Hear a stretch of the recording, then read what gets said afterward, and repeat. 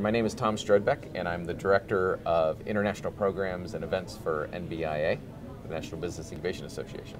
And just briefly, what does the NBIA do?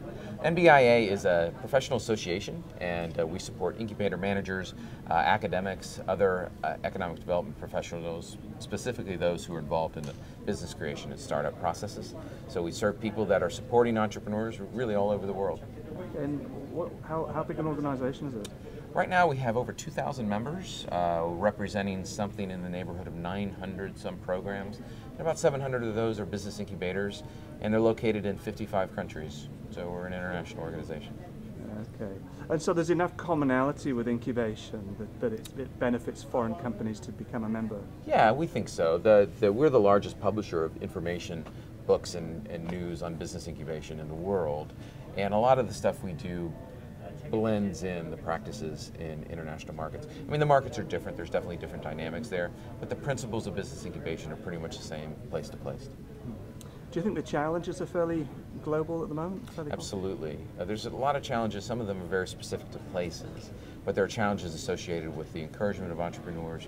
There's challenges associated with the risks that individual entrepreneurs are willing to take, or say a country's or a culture's acceptance of risk. And business incubators can provide a foil to that. They can provide a way to help entrepreneurs kind of minimize those risks. It's what incubators do, really. They help entrepreneurs minimize the risks and become more competitive in the global market. Okay. In the context of the economic challenges at the moment, do you think there's common issues that incubators are facing? Well, there definitely are. Many incubators, particularly say in Europe, are publicly funded. They receive a significant amount of their revenues from public funds. And as I think everybody knows, the public funding issues in Europe are pretty big.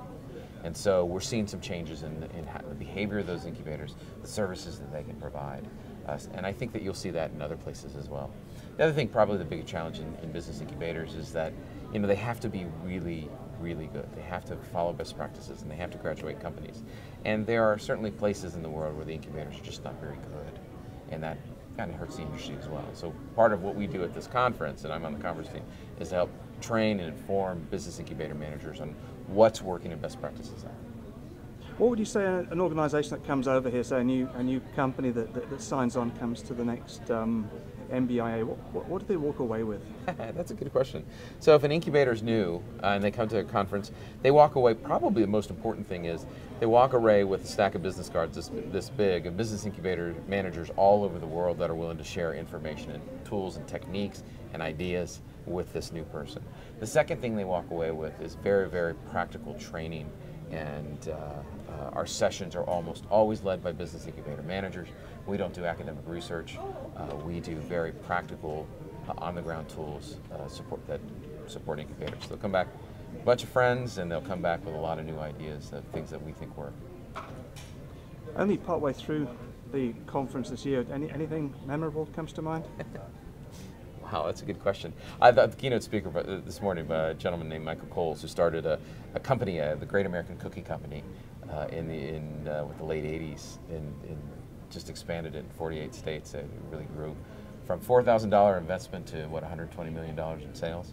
He was our keynote speaker this morning. He was tremendous. His message was inspirational, and really enjoyed it.